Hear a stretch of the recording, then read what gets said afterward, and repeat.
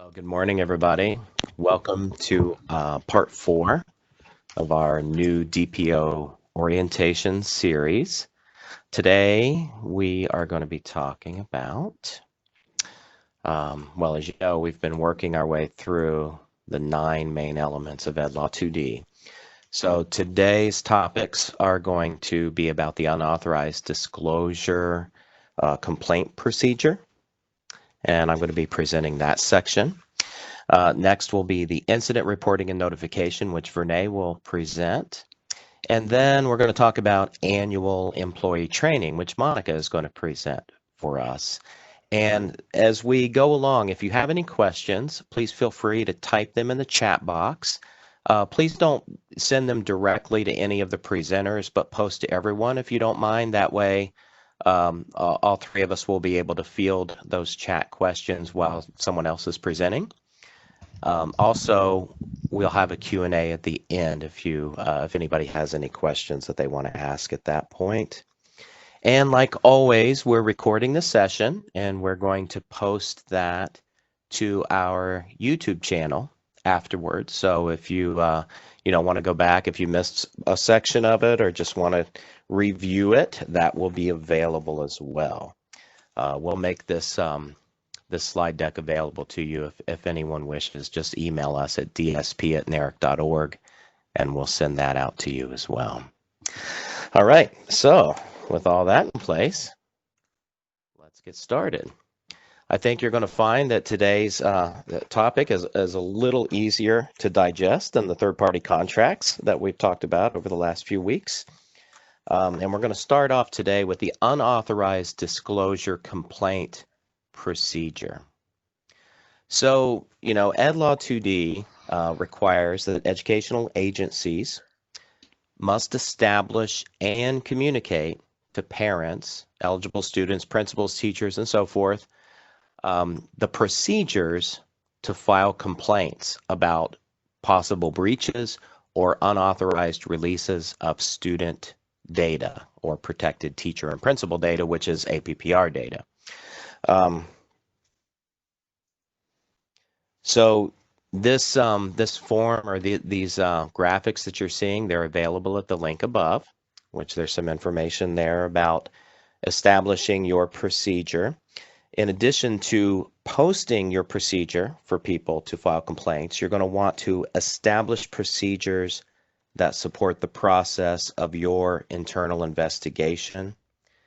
And you're going to want to establish procedures regarding your records retention of those investigations. There is a process and there's a timeline regarding investigations, and Vernay is going to talk about that in her section on incident reporting. However, the important thing here to know is that you must establish this process and you need to publish it, post it on your website so that it's readily available for people. Okay. Here we have a sample of something that you might want to post on your website. And we have the form over to the right. So there's this sample form that you can use. And again, the link is up in the title bar here, and we'll send the slide deck to you if you like. And you can grab this form and you can use this in your process. And you're going to want to post something on your website. So in this example, it says parents, students, principals, teachers, and other employees of the sample Central School District may file a complaint in writing about possible improper disclosures of student data and or protected teacher, principal, or district staff data. The unauthorized disclosure complaint form may be picked up at the district office located at 123 Main Street. So here's the thing. So by Ed Law 2D, you need to post your procedure on your website. You need to make it clear and accessible to people. However, what that process looks like is really up to you. If you want to post the form on the website so that people can print it out and mail it in or hand deliver it in, you can do that. If you want to say to people, hey, come by the district office and pick up the form, you can do that. If you want to have an automated form and have a link to it and have people fill it out online and submit it, you can certainly do that as well. You know, it's important that you make the procedure public and accessible to people, but you know, it's also something to consider is that you don't want to make it too easy. You know, and I say that, and that's not normally something we would say, right? You want to make things easy for people generally. However, because of the requirements for investigation and reporting to New York State, you want to discourage frivolous or unsubstantiated complaints. So, you know, somebody gets mad and they say, "Oh, I'm going to complain," you know, and they might take this route if you have a simple, easy to access online form.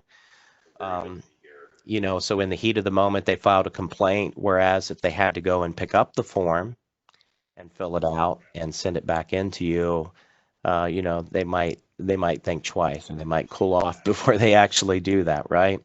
So, you know, you want the process to be accessible, but at the same time, you really want to discourage unsubstantiated complaints or complaints that are made in the heat of the moment. Okay. So now I'm going to turn it over to Vernay to present on incident reporting and notification. Okay, thank you, Keith. So every report or any discovery of a breach or unauthorized release of student, teacher, or principal data must be reported by the educational agency to the New York State Chief Privacy Officer, which is currently TOPE. And they also need to notify the impacted stakeholders. So on the next screen, you're going to see an incident reporting and notification steps that a district will need to take. If you could go to the next screen, Keith. Thank you.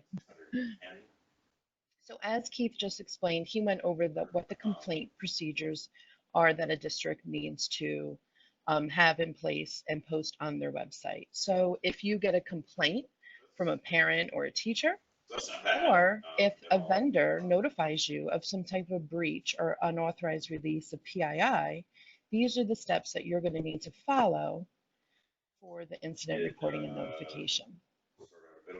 There are some differences between if it's a complaint from a parent or teacher versus if a vendor notifies you that there's been some type of breach, which we'll talk about on the following slide. So you have that breach or unauthorized release of information. A third-party contractor needs to notify the educational agency as quickly as possible, but no more than 7 calendar days after they have discovered that a breach or release of PII has taken place. Once you get that information, the district's going to want to start to implement their incident response plan. And findings will also be logged, is also another part that the district is going to have to do, which we'll talk about in a second. Then they need to report to the Chief Privacy Officer of New York State no more than 10 calendar days after they have been notified by the third-party contractor that there's been some type of breach, or after they receive a complaint from a parent, teacher, student. The next part an investigation will start to take place. Through that investigation, as Keith had talked about earlier, you would have 60 days to notify either the individual who made that complaint or the individuals who are involved in that breach if it was by a third-party contractor. And through those findings, if the CPO discovers that the contractor was at fault, there are penalties that may be issued by the Chief Privacy Officer.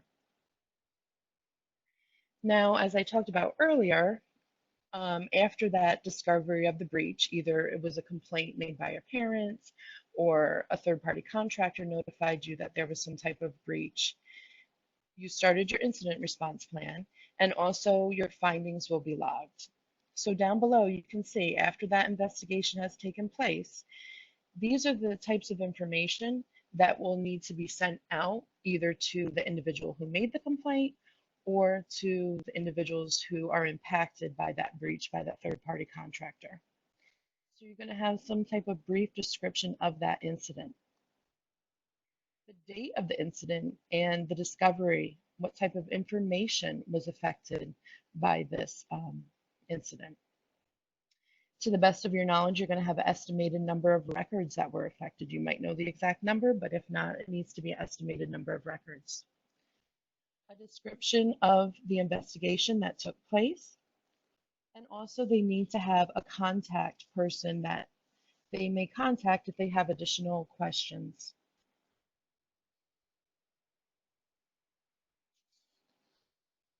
So that is what needs to be put into that notification that you are sending to the impacted individuals following an investigation. So what we did, we created an incident notification flowchart. So we broke this down just to show you what the steps are that need to be taken based upon if it's a complaint versus if a third-party contractor notifies you that there's been some type of breach. There are many similarities, but there are just a few differences. So the first one in the green, we have the complaint was filed by an educational agency about some type of breach or an authorized release of student data or APPR information. The district needs to promptly acknowledge that receipt to the individual who made that complaint.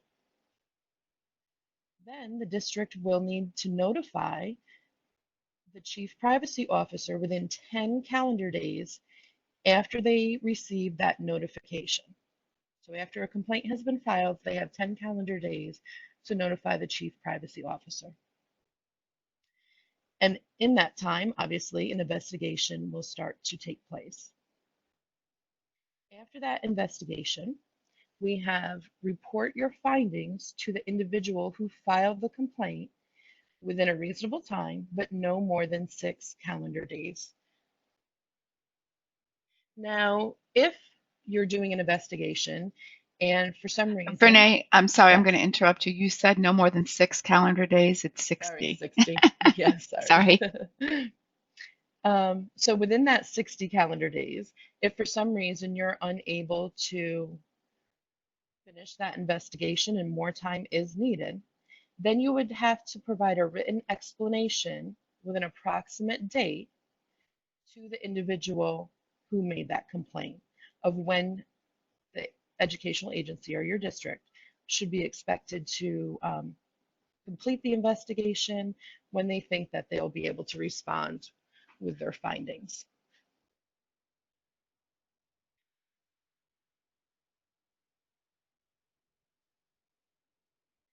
Now, if a third-party contractor has some type of breach or unauthorized release of PII, which is this yellowish-orange area, the third-party contractor is responsible for notifying the educational agency within 7 calendar days after they discover that a breach took place. In turn, your educational agency is going to notify the chief privacy officer within 10 calendar days after they receive the notification from that third-party contractor, and an investigation will commence. Now, here's one of the little differences here. So you have your investigation, and an educational agency is going to notify all affected parents or eligible students, teachers or principals, within 60 calendar days after the discovery of a breach or unauthorized release. And this would be all the individuals who are impacted or affected by this breach or unauthorized release of PII. However, if in that 60 calendar days, for some reason, the investigation that's taking place or whatever the discovery was made, if that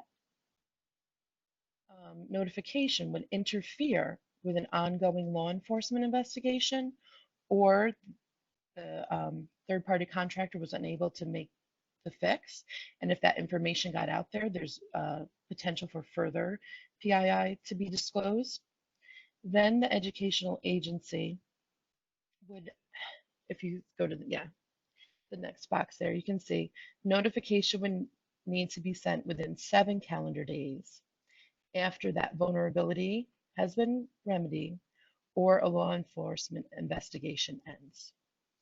So right there, there's a little difference between if it's a third-party contractor that has some type of breach, or on the other side, if it was a complaint made by a parent or teacher. And then our middle section here shows no matter which route you're going, whether you're going down the green, it was a complaint made by a parent, or the orange, that a third-party contractor had some type of breach, every single one needs to notify the individuals. So the notifications need to be clear, concise. You need to use language that is plain and easy to understand. The notifications must be directly provided to the affected individual if it was a complaint, or individuals if there's multiple involved because there was some type of breach with a third-party contractor. It needs to be sent first-class mail to their last known address, or by email or telephone. Within that notification that you're sending out, there needs to be a brief description of the breach or unauthorized release, dates of the incident or incidents, date of discovery if that is known, types of PII that have been affected, estimated number of records that have been affected by this, a brief description of the educational agency's investigation or their plan to investigate, and contact information if there are any additional questions. And you are also maintaining a record of all these complaints or breaches or unauthorized release and their disposition. So hopefully this helps break down those differences between if a parent makes a complaint or if it's done by a third-party contractor. But this section here, no matter which one, this all has to be done.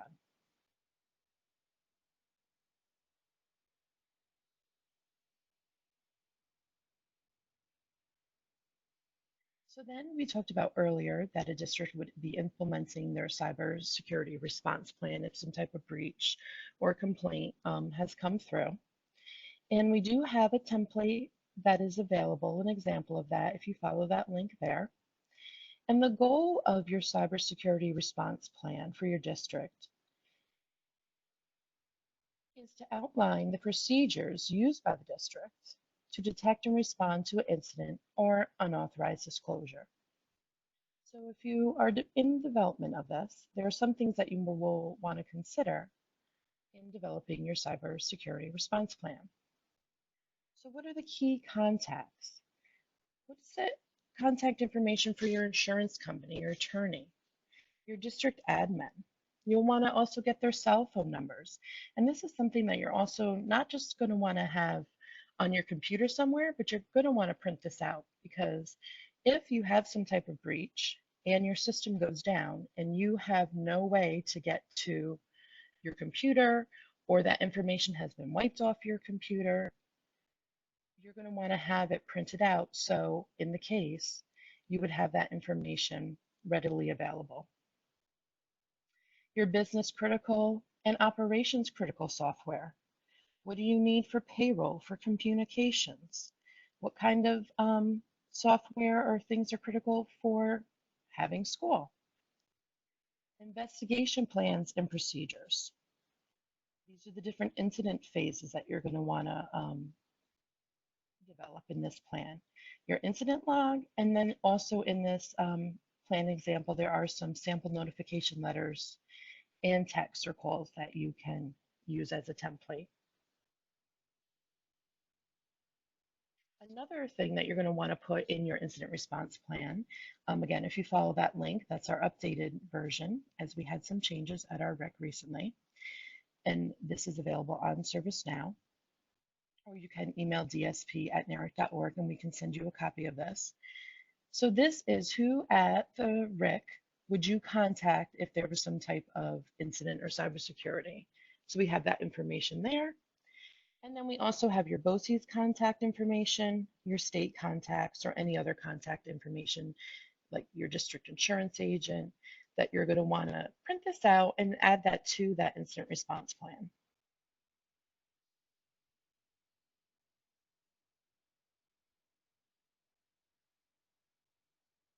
So now we have employee annual training that I will pass off to Monica.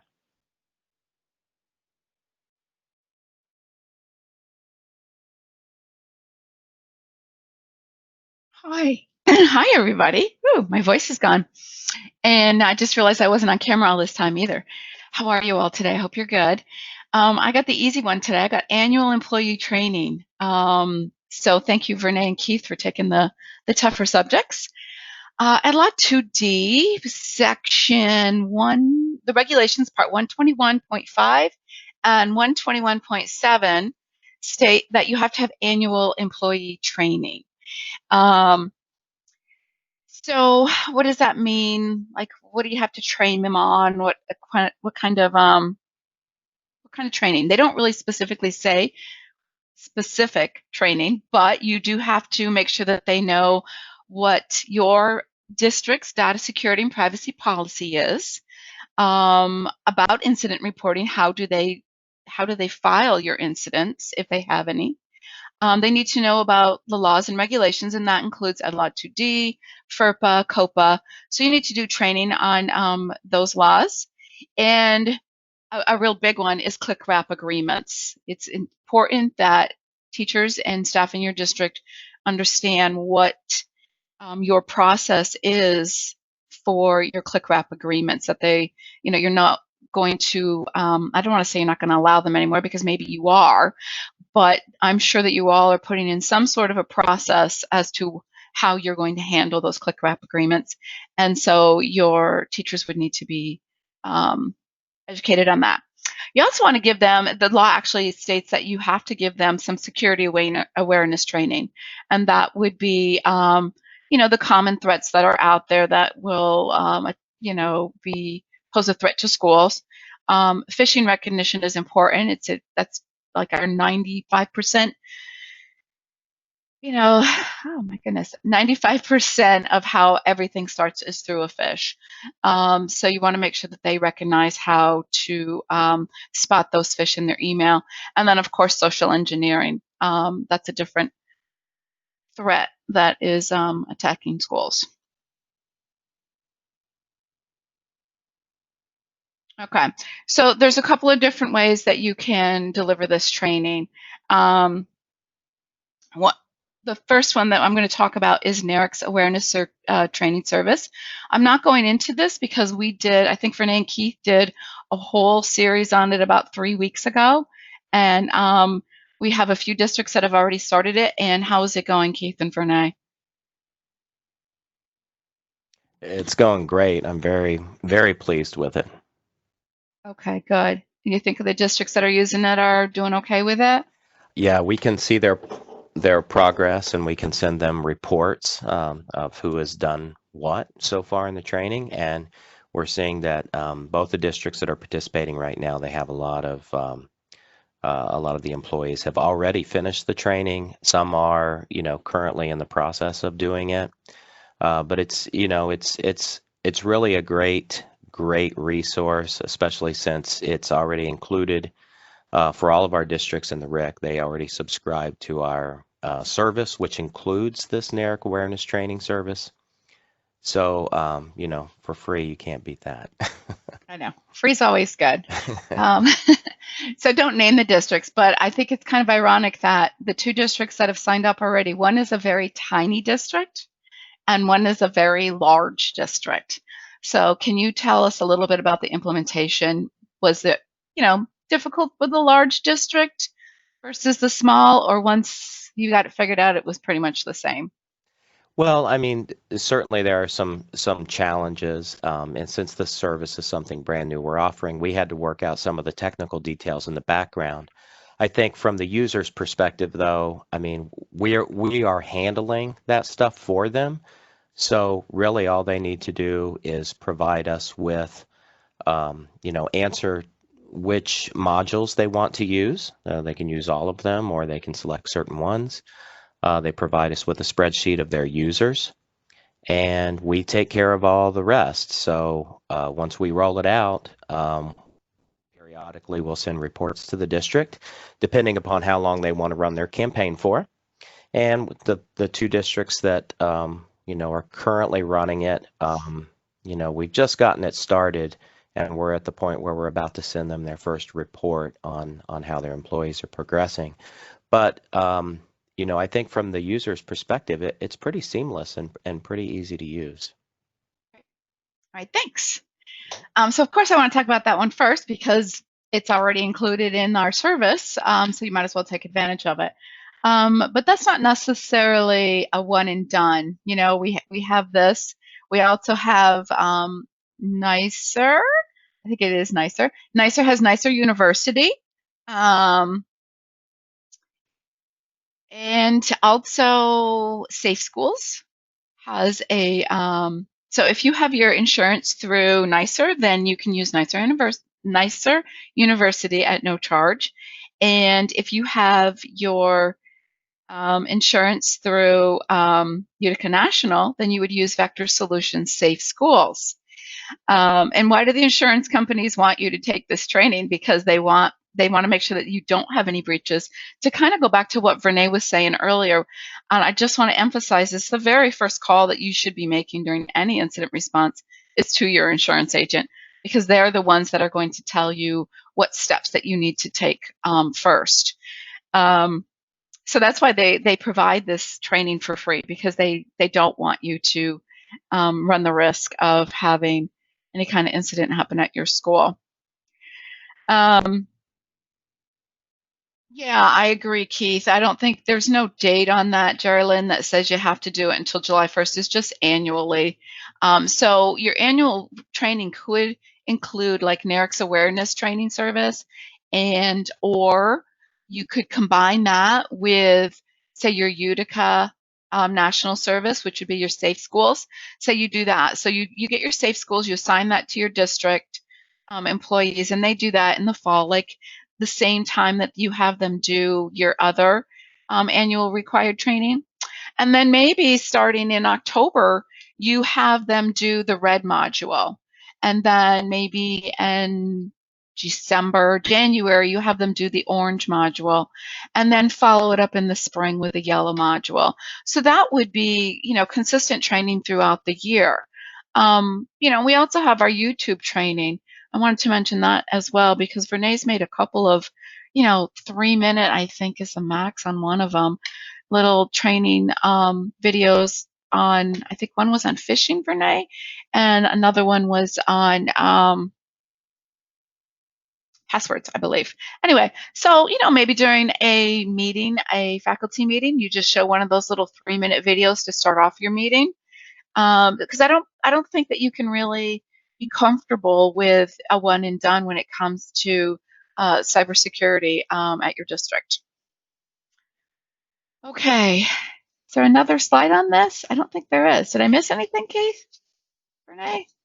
Questions? No, you got it. We are. Okay.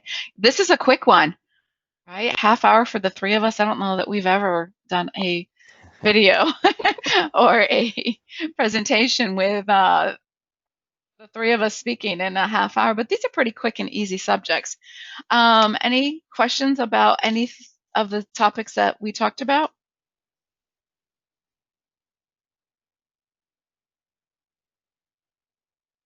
There was something that I wanted to talk about. Keith, can you scroll back on this presentation to Vernay's section? I thought it would be kind of good to have a little discussion about, but I need to remind me what it was. Okay, I think it's her flow chart, her incident notification flow chart. Okay, and the next step.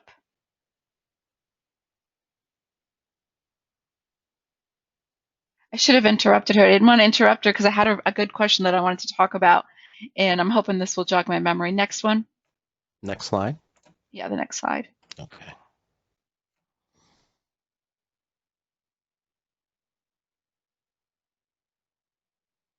Okay. I think it was just about the insurance. I'm sorry. We'll just leave it at that. Is there any questions?